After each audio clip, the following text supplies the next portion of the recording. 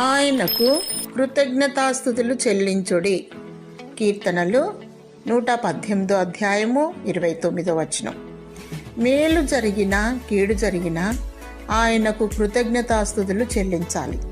దేవుడు ప్రతి సమయములలో మనలను ఆదుకుంటూ సజీవుల లెక్కలో ఉంచాడు మరియు శోధనలలో పడిపోకుండా కీడు నుండి తప్పిస్తున్నాడు. మనము భూమి మీద జీవించుటకు కావలసిన ప్రతి దానిని సమకూర్చి మనలను బ్రతికిస్తున్నాడు. ఎలాంటి అవాంతరాలు, అనారోగ్యం లేకుండా తప్పిస్తున్నాడు. అందుకే దేవునికే మహిమ కలుగునుగాక. వీటన్నింటికంటే ప్రాముఖ్యంగా ఆత్మీయ జీవాహారం దయచేయుచున్నాడు. ఆత్మీయంగా జీవింపచేయుచున్నాడు. ఆత్మతో అభిషేకించి జీవ మార్గములో నడిపిస్తున్నాడు. దేవుడు చేసిన మేలులకై దేవుని స్తుతించు. ఆత్మతో సత్యముతో ఆరాధించు.